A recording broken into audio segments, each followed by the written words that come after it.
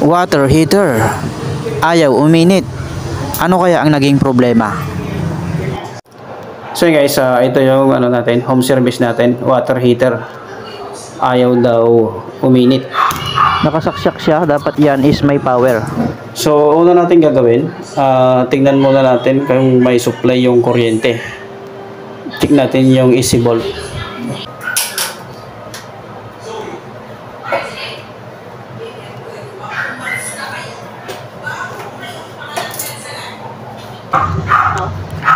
Meron naman tayong nami-measure na 220. Baklasin natin. Check natin.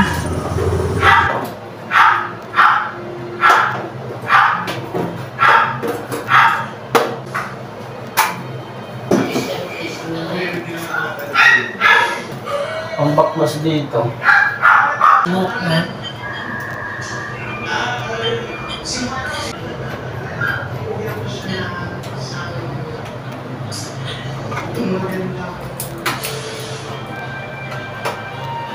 Kamay lang yan.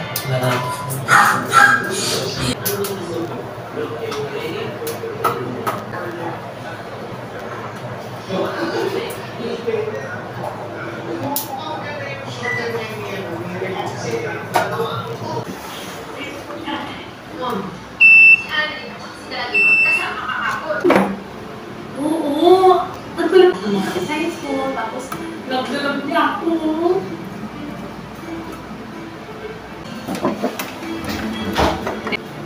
Kukunin ko na lang ito sa ako. Sasamahan natin na parang mas mabilis.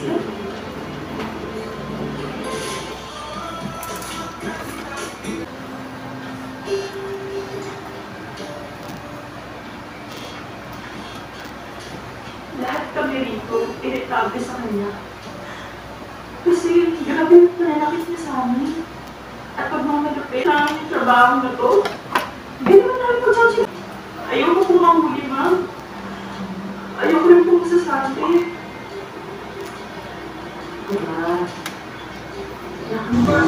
Ito yung thermostat niya guys. Pag mainit na mainit yung heater, kusang mag-trip off yan. Lagi nyong tatandaan guys, kapag ayaw uminit, i-check nyo yung thermostat dito sa taas ng heater.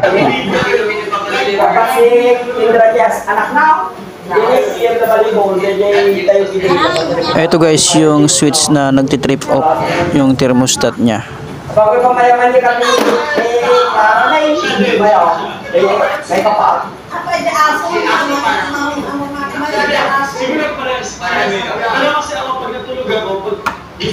Pag umilaw to, ibig sabihin okay na.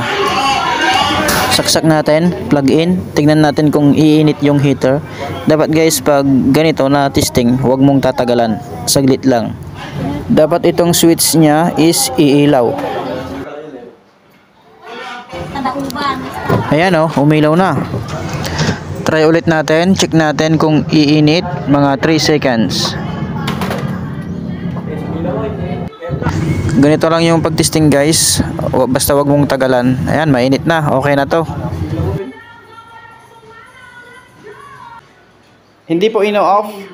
Hindi, dapat i-off.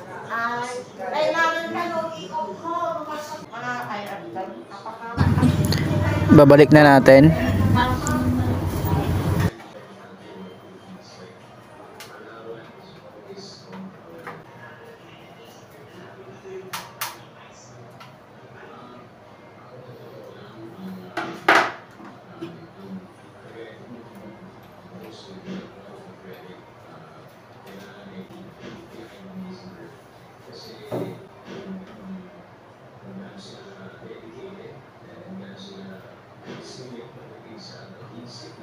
Baka dati pa yung nag-straight naman, as tama.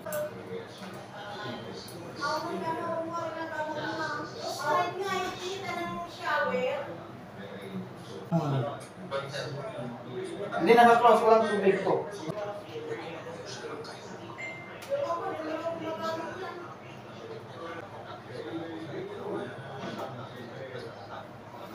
Lagi nating tatandaan guys, bago isaksak dapat lagyan muna ng pundo na tubig.